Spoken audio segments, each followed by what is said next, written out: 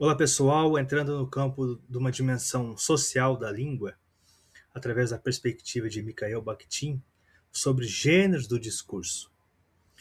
Já adiantamos que a língua ela não existe somente ou na gramática ou no dicionário. Ela existe numa dimensão social, num campo social de comunicação. Ou seja, existe uma comunicação real dentro desses gêneros relativamente estáveis de comunicação.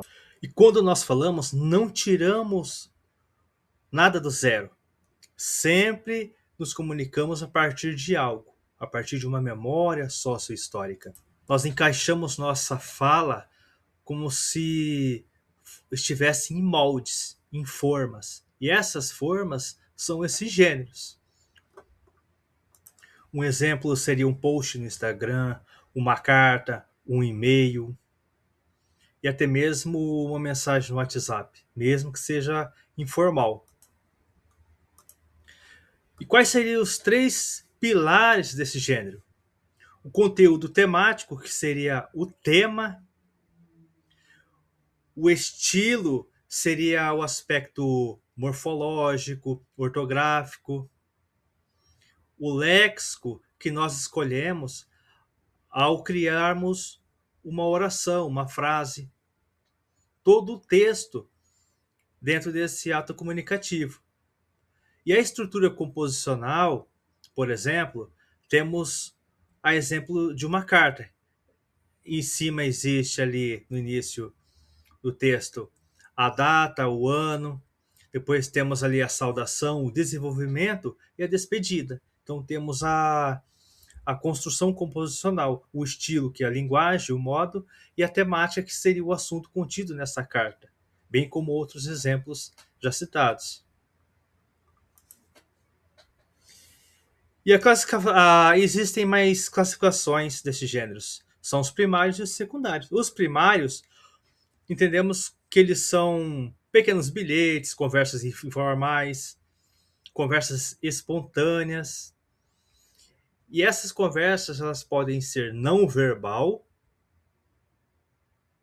e podem ser, por outro lado, verbal, escritas. Temos aqui, novamente aqui, ó, a imagem de uma carta.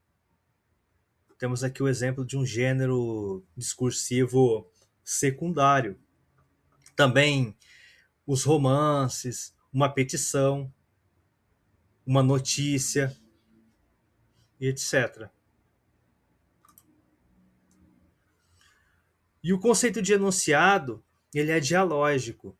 Sempre quando estamos nos comunicando, sempre estamos esperando algo em resposta a essa comunicação.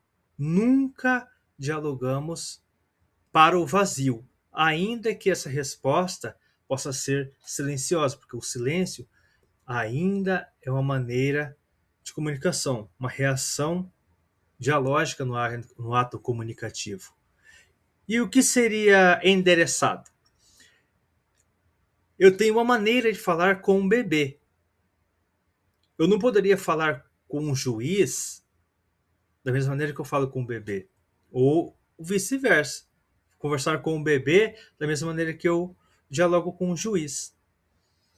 Então, eu poderia expressar-se com um juiz dentro das regras formais ali no campo do direito, tanto verbal ou não verbal.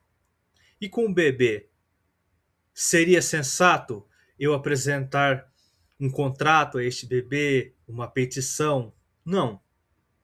Haja vista que ele não saberia nem decodificar o texto ali presente. Então, usaríamos uma linguagem mais lúdica, mais simbólica com este bebê. Uma linguagem voltada mais à sinestesia, às sensações, aos gestos e aos símbolos.